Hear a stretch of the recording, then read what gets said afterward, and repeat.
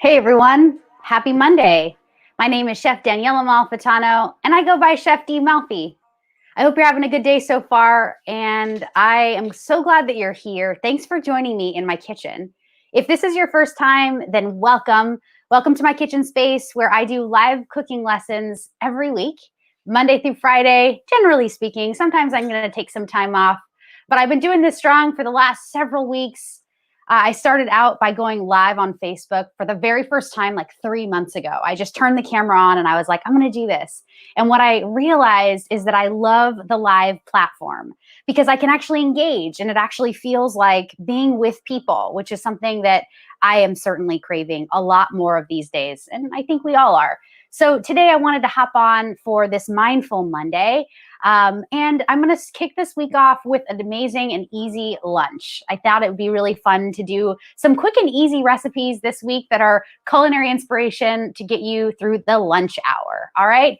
It won't always be about lunch, but this week I might focus on that. And if you have suggestions along the way, things that you want to see me make, shoot them in the comments box, will you? Or better yet, send me a DM because I want to connect with you. I want to know what is it that you're looking for in terms of plant-based cooking and how can I be a resource for you?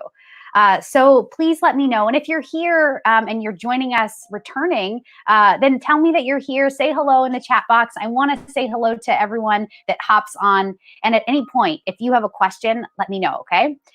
This will be an open dialogue. And we can talk about all things food, all things plant-based, anything truly related to the kitchen. And if you're interested, please join my Facebook group called Plant-Based Made Easy. It's a really fun community and a group of people. We're over 100 people now, which is really great. We grew that in about a week. It was really amazing to see the demand for a plant-based easy group, a community of folks that are coming together as plant-based curious people and just want to learn about how to make this type of cooking and this type of eating and living super fun. So today, what do I have for you? I am making an amazing, easy, delicious, super satiating, super protein and fiber rich quinoa bowl with a bunch of veggies. And this is going to be a great recipe, kind of a basic recipe for you to make your own. All right. So the first thing that I want to do is talk about quinoa. Quinoa is one of my favorite grains. It's actually a pseudo grain because it's actually a seed. So this is my new favorite product. I've been enjoying it so much. I wanted to share it with you today.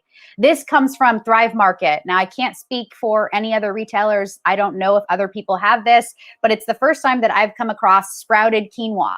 And if regular quinoa wasn't cool enough, sprouted quinoa is like its cooler cousin, all right? It's super delicious. It's super nutty. It's super nutritious. So let me show you what this sprouted quinoa looks like. It's really yummy stuff. And what they do to make this sprout is they take the quinoa just as is, and then they actually soak it in water for many, many days. Oh, Danny, can you give me my overhead cam? Sorry, I might lose it if I try to if I try to do it. All right, cool. So look, I'm going to bring it up. I'm going to be really close. Look at this. All right, you guys, most of you know what quinoa looks like. If you don't, it looks just like this, but this is sprouted. So the only difference here, ooh, there we go, is that you can see these little wiggly tails on the end. These little tails are the sprouts. These sprouts happen to come about when we soak seeds or grains or nuts in water. And after just a few days, sometimes even just a few hours, what you end up with is this little tiny sprout on the end. Now that sprout right there is full of protein. It's also full of micronutrients, vitamins and minerals that are very essential for our health.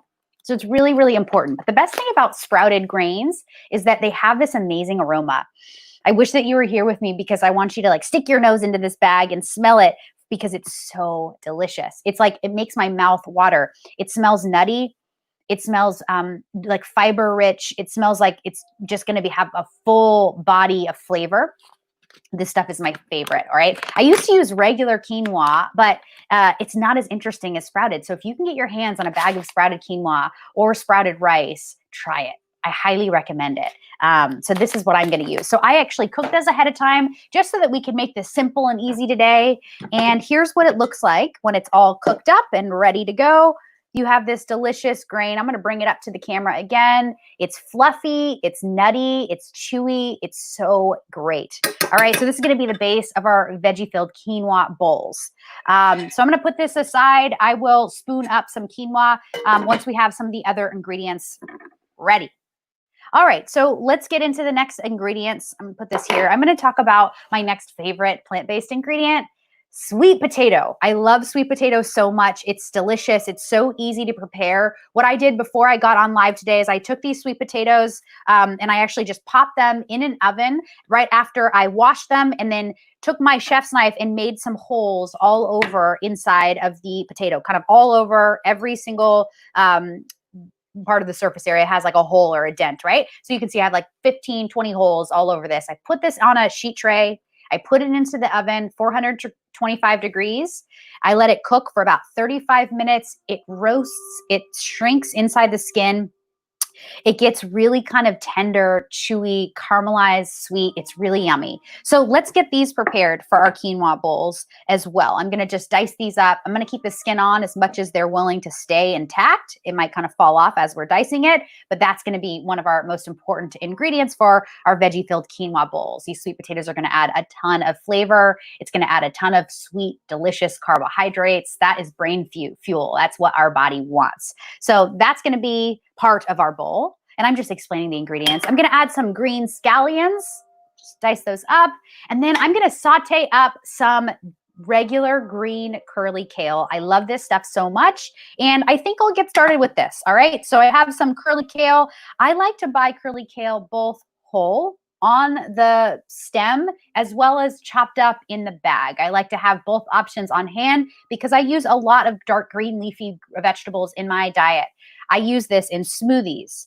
I make raw salads. I make this, make this into like a sauce, like a green, really rich, dark green sauce. Obviously, sautéing it, you can actually crisp it up in the oven whole to make kale chips. But today we're going to saute it, and I'm going to do it right in my pan right next to me. So let me get this on. Let's see here. There we go. And I want to get this on a medium heat. And I'm going to use some oil today. Your choice is you can use avocado oil, which is this light oil. I think I'm going to use that. Or if you wanted, you could use extra virgin olive oil. But today I'm going to use avocado oil. It's neutral. It's really great in omega-3s. It's delicious, and it has a very high smoke point. So it's great for sauteing. I'm going to add maybe a tablespoon or half a tablespoon right to my saute pan. And then to this, I think I'll add some minced garlic. So I'm going to take some minced garlic and I'm going to press it in my garlic press. And I have a big head here. Just going to take one piece off. And then to get it ready for the garlic press, I'll take my chef's knife. Let me give you the full screen here so you can really get this idea. Yeah, my chef's knife, I'm going to just hold it right over this garlic clove and then give it a whack with my wrist. That's it. Then once I do that, look what happens. This skin, it just kind of like falls right off, and all you're left with is the flesh. This is so good. This is exactly what we want. Now I'm going to take this and I'm going to place it right into my garlic press. You could just mince this if you don't have a garlic press. But I have one of them and I love it. I never used to like these until I found this one that's really, really easy to use. And so I'm just going to squeeze it right into my hot oil, into my saute pan. And I can run the garlic press right on the side of the pan here. And then, do you see this? All that stuff that's stuck in here. Do you see that? There's like some garlic still stuck in here. You might not be able to see it too well on the can, but watch. There's this like cool pick that comes on the garlic press. On the outside, you can just pop it right off. It's this like tool for after. And then look, all this extra leftover garlic. You can't let that go. Don't let that go to waste. You want to use every bit of this. All right, cool. So this is just going to get nice and toasty. Really, I don't need to cook it all that long. I just really want to make sure that it kind of starts to smell like garlic in this kitchen. It takes like a couple seconds and that's truly it, okay? I don't want to burn this. I don't want it to get colored at all. I just kind of want to like hit it with that hot oil and let it kind of sing in that hot oil. And then that's it. At this point, this is now ready. I'm going to add my washed, cleaned, chopped green kale. Remember, this already came in the bag. I did have to wash it. I dry it a little bit, don't have to worry about it so much. And now I'm going to place this right in my pan with garlic and avocado oil. And my gosh, I wish you were here. It really smells so good. It happens so quickly too. This hot oil with the garlic and the kale, everything's starting to sing together. Okay, I'm going to season this up. I'm going to use a little bit of sea salt. And then I think I want a little heat, just a touch. So I'm going to use pepperoncini or red pepper flake. You can use whatever you want though. Any herbs, any spices. You could use black pepper, turmeric. You could use any dried spices, dried herbs, fresh herbs. It truly is your call. Make it your own. Oops. And make sure that you're not walking away. You want to really make sure that this gets nice and sauteed. Let it cook down. Again, this isn't going to take long either. It only takes a few minutes, and that's pretty much it. All right. I think I will add a few cracks of black pepper, freshly ground black pepper, which I have here. Just a little bit. Remember, I already added pepper flakes. So this is just going to add just a touch more interesting sweet heat, I would like to say. Right. All right. Let me see who's here. Hello. I see all of you. Thank you so much for being here. And let me see if there are any questions. Hi, Eve. Good to see you. Oh, my gosh. Thanks for being a new follower. I really appreciate you being here. Eve, if you have a question along the way, you just let me know, okay? I'm here for you. And that goes for all of you. You guys are all my friends. You're all welcome in my kitchen. You're in my home now. So please let me know how I can serve you, how I can help you. I'm a chef and an integrative nutrition health coach. I did forget to say that at the beginning, but I think it's very important to say. I've been a chef for 15 years, and I recently decided to go plant-based 3 months ago. Today is my 100th day in going fully plant-based, you guys. I'm celebrating this with you today. It's a really big deal, 100 days. In this process that I've decided to go plant-based, I created 2 amazing month-long cooking courses called Plant-Based Made Easy. And it was the inspiration for my whole brand and my whole new approach to cooking. And we enrolled a bunch of people, family and friends and newbies, people I didn't know. And I basically ushered 2 groups of people over the first 2 months of sheltering in place, teaching them how to go plant-based. And I did it with them. And I pulled people along in my journey. And it was really remarkable because after we sat with people for a few months, my husband and I really worked on this together. He's not a chef, but I am, but he supports all the production. What we found is that the people that took this course or that used these resources actually decided to become plant-based, even some of them even fully. So far, I've really been able to convert not only myself, but my husband, my dog is now plant-based, my mom, my dad, my stepmom, my stepdad, my grandma, who's 83, and my aunt. And right now, I think my niece is considering going plant-based. She's doing her first few weeks. My stepsister, Vanessa, is trying it on. So it's like a family affair. A lot of my friends are curious about it too. And it makes me feel so good as a chef that I've inspired that in people, because now's the time. Now's the time to consider plant-based cooking and why it's important. It's really important to also just explain why. Danny's telling me, say the why. We don't get into the why so much in these live cooking lessons because I want to keep it light. And I just want to show you the how here in these live cooking lessons. But let me just tell you a little bit about the why, because I think it's so important. Plant-based cooking and plant-based living and eating is more important now than ever before, because we are in this global pandemic due to the way that we have produced animals for animal agriculture. And the statistic is a little daunting. I don't know if you know this, but 98% of all animals in the whole world are actually raised to be killed and eaten. When I found that statistic out, and when I put 2 and 2 together and did some research on COVID at the very beginning and start of all of this 100 days ago, it was like a lightning bolt to me that went off that said, Daniela, you can't eat meat anymore. I've been dabbling with going plant-based for many, many months before this, but I hadn't yet made the full in. And the reason I hadn't is because I was afraid. Maybe you guys have had some of the same fears that I had, which is I didn't know where to begin. I didn't know how easy it was going to be able to socialize and eat out. I didn't know if I could spend that much money. I thought that eating plant-based was more expensive.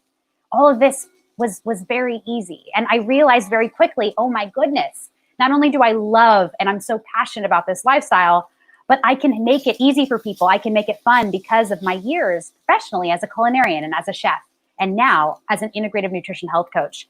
And all the research shows, scientifically proven, that there's only one diet that can really arrest and reverse all chronic illness. And that's a whole food plant-based diet. And the more I read about this, the more I study the research, it is profound to me, mind-blowing. So I'm really excited about it, as you can tell. And here's a perfect dish that's gonna showcase the beautiful flavors of eating plant-based. So this kale is done. Take a look at this. It's shriveled up nice. It didn't get burnt though. It just got nice and kind of shriveled, toasted, caramelized. I can see that some of the edges are a little crispy. That's delicious. It's gonna add a little texture. Really great. I'm just gonna let this hang out here. There's not any heat on this heat source anymore. And let's move on to the sweet potato, okay? Actually, let me do the scallion first because the sweet potato is gonna make my board a little slimy, you know, as it does. So I'm gonna take this scallion here. And as I'm doing this, let me just tell you a little bit more about plant-based. One of the things that I was worried about is that I wouldn't be able to get a balanced diet. Do you guys have some of the same fears? It's, I think, a myth about going plant-based. Vegan and plant-based is kind of synonymous. They sort of approach eating in a different way. Veganism approaches it really based on ethics primarily. And plant-based eating really, that approach looks at health as an entry point, whereas veganism looks at ethics as an entry point, but they both end up at the same place. And one of the fears I had, which is a common fear from I think all people transitioning from a standard American diet to a diet that's plant-based or vegan, is that you're afraid you're not going to be able to have a balanced, nutrient-dense diet. And the truth is, this way of eating is actually more nutrient-dense than the standard American diet. And I have so much research that I am so honored and would be glad to share with you if you're interested. And yes, I will be offering my Plant-Based Made Easy course again in the future. But right now, I'm just doing these live streams because I want to see who else is here. And I want to know, what more do you want to know about this information? So I have these scallions. I didn't wash them because one of the nutrients that people often talk about being deficient in when they go plant-based or vegan is vitamin B12. And vitamin B12 is actually in the soil itself. We actually, most of us get it on a standard American diet because the animals that we eat, the feed that they eat is actually on the ground and it has dirt on it. And so, or it's in bins with dirt on it. And so we're actually getting the B12 from them, from the food that they eat, which has dirt on it. Well, one of the wonderful ways about eating plant-based is you can skip the middle thing, which is the animal. You can skip the animal altogether because you're going to get more nutrients by just eating the nutrients, the nutrient-dense foods, the plant foods themselves. And did you know, to get a little bit extra B12 in your diet, all you have to do is simply take nutritional yeast. You can have a tablespoon a day. That's going to give you enough B12 for your daily recommended value. And if you don't have nutritional yeast, here's another really easy way to do it. You don't have to wash your produce as much as you would, as thoroughly as you would. If it's organic produce and it has a little tiny dirt on it, like I saw this scallion had a tiny bit of dirt, that's enough plant-based B12 that I'm going to need for my day for sure. Probably even for a few days if we're being honest. So the soil, that's the thing that has and holds that B12. And if you can't get it from that, you get it from nutritional yeast. Very simple. And of course, you can always supplement if those two things don't work for you. All right, so we have our scallions. I'm going to take a sip of water. Excuse me. Show you Mickey, right? I need a little Mickey in my life every once in a while, every day. Stay hydrated. I got to stay hydrated. Danny and I, my husband and I, went camping last night. We just got back this morning. We slept under the stars. It was so amazing. So we just got back from that, but I'm feeling a bit dehydrated, even though I drank water all night long. Just something about being outside, right? All right, so I have my sweet potatoes. Take a look at these, friends. Look, super sweet. They're kind of steaming still from the oven. I'm just gonna dice these up. I'm gonna keep, like I said, the skin intact because that's where all the fiber is. Truly, I don't need all of these sweet potatoes, but I just wanted to cook them up to show you just how super easy they are to slice up. You're probably wondering why I sliced this one. It's because there was a bit of mold on this one. And so I wanted to slice it off before roasting it. And it roasted up fine. It's perfect now. All right. So I have, let me turn this so I don't hit it. I have my Sweet potatoes. I truly want to just give these a nice dice. I want them to be small, bite-sized pieces. And the goal for this bowl is to actually just make everything bite-sized, to make sure that in every bite, you get a little bit of every flavor, right? All right, so we've got the sweet potato, we've got the scallion, we've got the quinoa already done. I think I need one more sweet potato because I'm going to make this. Danny, do you want one? Do you want me to make you a bowl as well? Yeah, for sure. All right, Danny's like totally in on this. So I'm going to make 2 bowls for us. All right, there we go. If you don't like the skin, you can take it off. That's okay. But remember, fiber's your friend, and there's a ton of fiber in the skin. All right, so I need some sort of dressing, and that's the last thing we'll make. I think I'm going to make one of the most delicious recipes that I have ever come across in traveling, which is amazing because I've done a lot of traveling, but I can't say that there's been one standard recipe, but this one is it for sure. I'm going to make a delicious tahini and cilantro sauce. It's really easy. I'm going to make it in a food processor. It's super simple. It comes together in like a second. So I need some herbs. Let me grab my herbs out of the refrigerator. And if you haven't been with me in the past, let me just share this tip with you that I shared a couple weeks ago and last week as well. I keep my fresh cut herbs, my soft herbs inside of a vase. I call this my herb vase. I use it just for herbs. And every single time I have soft herbs that come into my kitchen, either that I harvest from my own raised beds or I get it from the market, the farmer's market, or the grocery store, I will come home. I don't wash my herbs until I'm ready to use them, but I will come home. I will fill up my herb vase about halfway and keep my fresh cut soft herbs inside of water. These like to be treated just like fresh cut flowers. Keep that in mind. Soft herbs are like fresh cut flowers. Think of things like basil, cilantro, parsley, any kind of parsley. All of these are very soft herbs, chervil even, tarragon even mint. You can stick a bunch of herbs just like this inside of an herb vase in water, change the water every day or every other day at the very least, and keep it in this vase cold in your refrigerator. And these herbs are going to stay super vibrant for like 2-3 weeks. Sometimes I've held herbs for like a month, which is remarkable because you really can't do that if they're not held in water. So that's a really great tip for you. And this is a cilantro sauce with tahini. So I'm going to grab this cilantro here. I have just a little bit left. Yeah, there we go. And the cool thing about this is that it uses both the stems and the leaves. And what I'm going to do is just cut off just the woody ends here, just that part. This I can throw in the compost. And the rest I'm going to keep. So the leaves as well as the stems, I'm just going to break it in half, put it in my food processor. I'm breaking it in half so that the food processor has to do half the work. It's just much easier. It'll come together faster. All right, the rest of the herbs going back in the refrigerator because I want to actually keep them cold. Here we go. Patricia has a question. Let me check a look. All right, Patricia. All right. You hate cilantro. I totally get it, girl. I used to work with a lot of people who hated cilantro. I don't hate cilantro myself, but when I came to realize that a ton of people actually hate it because it kind of gives a soapy flavor. Patricia, can you relate to this? Do you kind of get a soapy flavor in your mouth when you eat cilantro? If so, you can write yes in the chat box.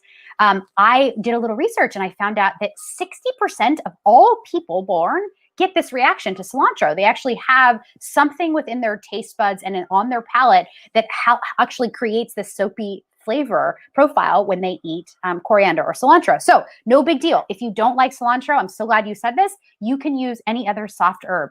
Basil is phenomenal. It's going to give you a floral, sweet taste. Parsley is great because it's herbaceous, it's green, it's yummy. So you can use any of the soft herbs for this, okay? And it works just the same. You don't have to take out any other ingredients except for replacing the cilantro with any herb. That's great. Tahini will be still great. The lemon will be still great. Salt and pepper will be great. Everything else is perfect, right? So I hope that answers it for you. Yes, all right, it is. It's that soapy flavor. Yeah, totally normal. And it's like the majority of people have this reaction. I hope I'm getting that right. Maybe it's like 40% don't and 60% don't. 40% do. I don't remember.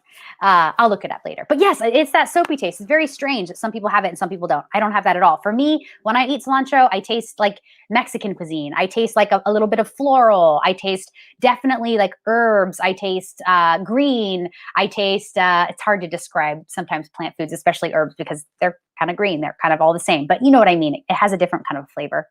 All right. So cilantro or any soft herb. Thank you so much, Patricia. Great question. All right, here's another question. I put my herbs in a vase from the last time you mentioned it, and it works wonderfully. Yay! I'm so glad. It's sort of like this magic trick. You're going to have herbs now fresh all the time. You're going to save a lot of money. Like the worst thing you could possibly do is bring home fresh herbs, either harvest them from your own garden or bring them from home from the market and keep them in your refrigerator, and they just get brown or they get slimy. I hate throwing away food.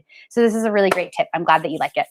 All right, so back to this. Danny, keep throwing questions at me if you want, if you see anything else. Thank you. That was great. Hi, Tam. Good to see you. Thanks for coming on. All right, so we've got some tahini now. So let's talk about tahini. Tahini is great. This is organic tahini. It comes USDA stamped in a jar. Usually it's going to have 2 layers. It's going to have the tahini paste on the bottom and oil on the top. This is very natural. It's usually going to be separate like this. Before you use it, you definitely want to mix it up. So get a long spoon, like a sundae spoon, like an ice cream spoon or something. And you want to actually mix this with your spoon before you use it. Generally speaking, if you do this well the first time, it won't separate again. It might separate just a little bit, but it will never actually be separate as it is when you first look at it, when it's like a lot of oil right up on the top layer. If you do this well and mix it well, you will actually bring this tahini together and it will be ready to use the next time. But you have to do this the first time, and I'm encouraging you use a long spoon for this, because when I say do it well, I actually mean you have to do it like a chef would, right? You need to like make sure that you're getting all of that tahini on the bottom and you're mixing it into the oil layer, that oil layer from the top. You're incorporating the fat into the actual fat into the tahini paste itself. So what is tahini? Does anyone know? Will anyone type it into the chat box if you know? What is tahini? I didn't know at first. I think I discovered this for the first time maybe like 5 years ago, and I was like, oh, wow, why didn't I know about this earlier? I didn't grow up eating it for sure, but then I discovered it in my culinary career, and I just was like, oh, this is great. I don't see the answer yet. All right, you might not know. Can I tell you? All right, tahini, what is it? It's sesame seed paste. It's like the peanut butter of sesame seeds. That's it. Nothing more crazy or fancy than that. These are white sesame seeds. The cool thing about tahini is that usually these sesame seeds sesame seeds that tahini are made from are usually white sesame seeds that are African sesame seeds, like Ethiopian to be specific. 90% of the tahinis are made with this white Ethiopian sesame. And the sesame seed itself, coming from Ethiopia, has a very kind of delicious flavor. It has a white color, and it creates this paste that's thick and creamy. But the cool thing about tahini is that once it's together, you can use it in any way. You can use this in salad dressings. We're making a dressing with it. You can use it as a sandwich spread, a wrap spread. You can use it in hummus, which is the main ingredient. One of the main ingredients, second to chickpeas, is the tahini. And you can use it in a lot of different stuff because it's so versatile. But the cool thing about it is it's a vegan delight, or plant-based condiment that's delightful because it's full of protein. So I'm going to read this to you. 2 tablespoons of tahini gives you 8 grams of protein. That is a ton for nut paste, okay, or seed paste in this case. Really, really great, really versatile, and we're going to use it here. So I'm going to add about 3 or 4 tablespoons of this tahini. You guys, I'm eyeballing because there's no perfect way to do this. Just make it your own. Have fun with it. I also want to add a little bit of lemon. So I have lemon here. This lemon came from my neighbor's tree. I can tell that it's ready to go. This has a little brown here, but that's okay. We're just going to juice it. I've washed it. Ooh, this is nice and juicy. I'm just going to juice it. I'm going to catch the seeds, right? Catch the seeds. You don't want that in your dressing. And then salt and pepper and maybe a little filtered water. That's it. You won't believe how good this is. This is a dressing that you'll make again and again. This is great for crudité. It's great for wraps, sandwiches, things like that. It's great as a salad dressing. You can thin it out with oil if you want. A lot of my recipes now are becoming more and more oil-free, more salt and sugar free, or low in salt and sugar, which is great. I'm learning more about these ingredients are not technically whole foods. These are the ones that we want to watch in moderation. But all of the other whole foods that are plant-based, you can eat ad libitum, which means without restriction, which I love. I love being able to eat without restriction. So I'm going to add a little freshly ground black pepper and then kosher salt for this one. I want the kosher salt to stand up to the tahini and the cilantro. The sea salt just won't cut it, I don't think. So I'm going to add just a bit of this kosher salt. Here's the difference if you've never seen kosher salt compared to sea salt. Let me just show you. One's super coarse, one's super fine, okay? Kosher salt is a little bit more processed, but it's going to have a great flavor. It's not that processed, and sea salt is totally natural. It's going to have a more mild sodium flavor. All right, so I'm going to use kosher salt here. Like I said, I need it to stand up to the lemon and the tahini as well as the cilantro. And I can tell this is going to be probably need just a little bit of filtered water. So let me grab some cold filtered water here.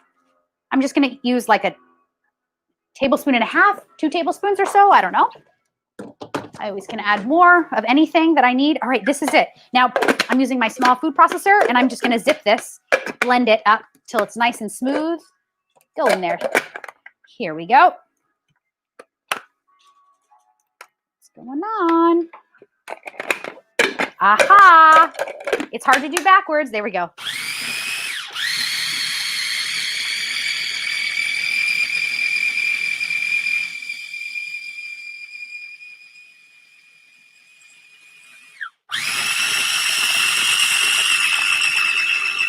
I love this recipe because it's really versatile. This specific recipe, the lemon, the cilantro, tahini, they sing so well together.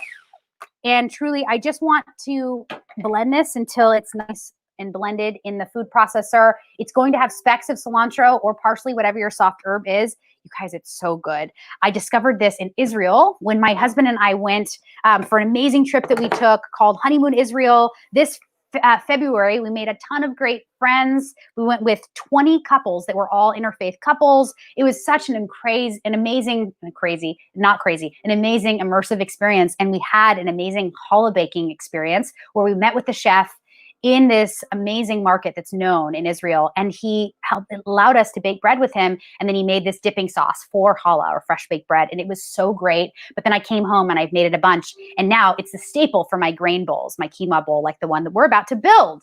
So let's build it. All right, so I have my bowl here. I'm going to start with the quinoa on the base.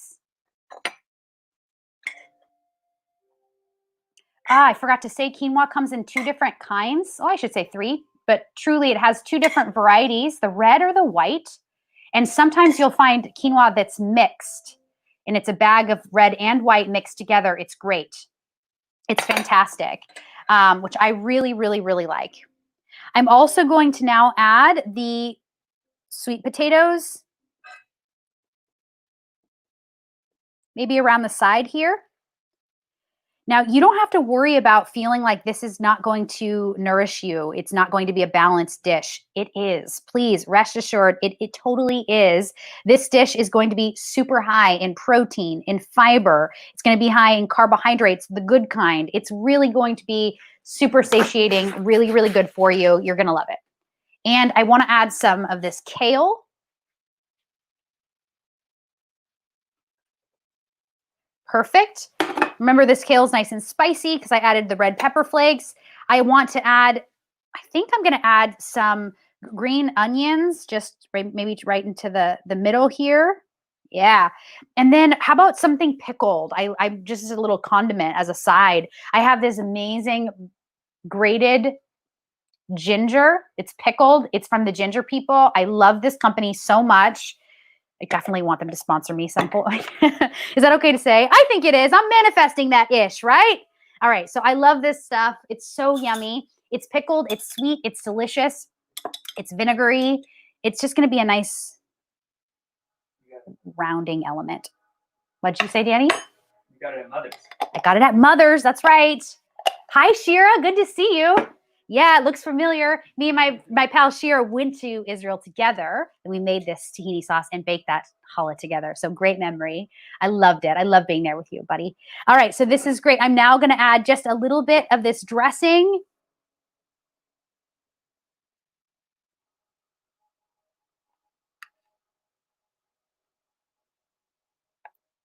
I want to just like add it to the whole bowl, right? Just a little bit spread out. And then if you want just a kick more protein, as if there weren't enough, and I'm telling you there's enough in here, you could add some hemp seeds. So I'm going to add a couple. Hemp seeds are full of protein. They're chewy, they're delicious, they're soft, they have a neutral flavor, a little nutty, but basically very neutral. 3 tablespoons of these bad boys are 10 grams of protein. So we're talking protein, on fiber, on iron, on calcium.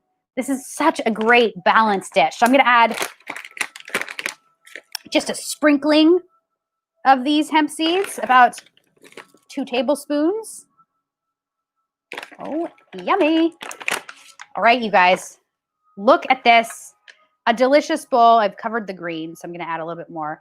Quinoa, veggie loaded quinoa bowl here. Sprouted quinoa, a lemon, tahini, cilantro, or parsley sauce, roasted sweet potato, delicious sauteed spicy kale right here, some pickled ginger. So good. So good. This is making me happy, you guys. This is making me really happy. Today is Mindful Monday for me and for you, I think. It's always mindful. Every Monday is a Mindful Monday. Oh, yay. Danny made a hashtag Mindful Monday. I've been doing Mindful Mondays for like 15 years. It's my favorite because I get to just use this day to make sure that I can set my week up for success. So I know this bowl is going to help with that. I'm going to take a little bite, okay? Because I have to just describe what this tastes like to you. So I want a little bit of everything. Bear with me. Let me just grab a little potato, a little kale, some tahini here, and some scallions. Ooh, I see a little bit of dirt on that scallion. That's perfect. A little B12. Here we go. Oh my gosh.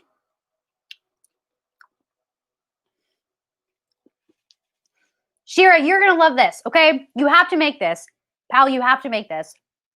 This reminds me of Israel. Yummy. So good. You know it's good. I obviously, my smile says it all. It's so darn good. I hope that you'll try this, and I hope that you'll make it your own. Thank you so much for coming. If you want this recipe, if you want to watch this replay, if you want to share this recipe, this video with anyone, we are going to post it at Plant-Based Made Easy. That is my Facebook group. Please join us. It's really just an awesome community of people. Thank you so much for being here, everyone. Patricia, Eve, Tamara, Shira, I want to say this right. Yaritza. Am I saying this right? I hope that I am. Thank you. I appreciate you guys. Have a wonderful Monday. If you have any questions along the way, please let me know. Just send me a little DM. Jump into Plant-Based Made Easy, the Facebook group. Join the conversation. And if you haven't done so already, please take the time to follow me at Chef Daniela Malfitano on Instagram. I would really appreciate it. That's it. That's what I have for you guys. Come back for more the rest of the week. And until then, go out there and have a magical rest of your day. And I will see you next time. Peace out.